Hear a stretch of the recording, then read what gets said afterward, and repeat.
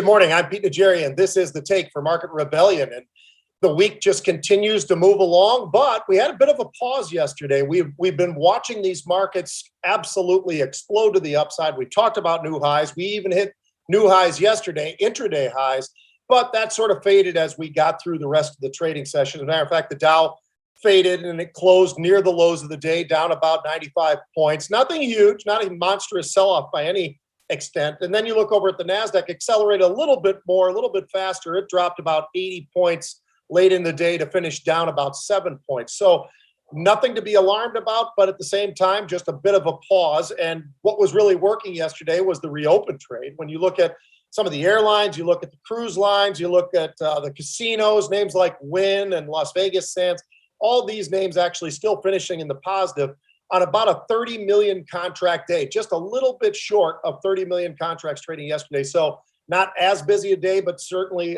continues to be anything close to 30. That's a big number. So, and we had been in the 40s, so we have slipped back a little bit over the last few weeks.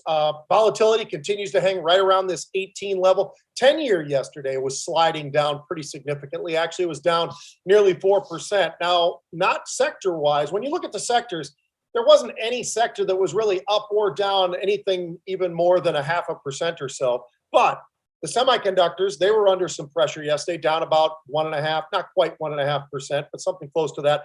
Biotechs as well. So both of those having an influence on that slide that we're talking about late in the day, or the accelerated slide that we had rather through NASDAQ. And the biotech index itself, the XBI is the one that I usually like to reference, down about 2.5%. So today, what does it look like? It looks a lot like what we looked at yesterday, where it's very, very feeling of quiet. Now, when I say quiet, yesterday the markets themselves were not moving nearly to the extent that we had been seeing. As a matter of fact, volatility just sort of been planted right around that 18 number. But nonetheless, we are seeing some very interesting trade, at least yesterday, today, and some very sizable trades, some of the trades that we've seen in Apple and some of the other names.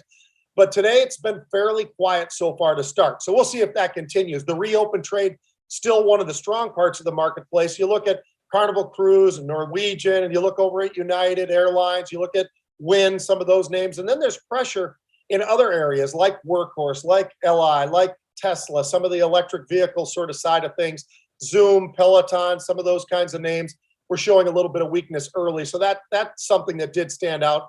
Again, we weren't seeing sectors move very significantly until we had a nice little jump from financials, and then they pulled right back. And then we had a pretty good push down in the material space, and we'll see how that plays out. That was just occurring, and that was pulling on the markets just a little bit. That was down nearly 1%, the material. So let's hit a couple of unusuals, and we're going to get out of here and let you guys get on with your day. So the first one I've got for you is XL, which is the XL Group. Now, hybrid electric drive systems and all that type of thing. I was just talking about there was some weakness in sort of that sort of area, at least with some of the EVs. But this particular name was trading just underneath $10, and we had a buyer of 13,000 of the April 10 calls. So they're buying essentially right at the money calls. 10,000 of those. They started at 45 cents, bought them all the way up to $1. Stock did start to move up and over that 10 area. But keep an eye on these numbers, because that is an influence of, as I say, they started off trading underneath 50 cents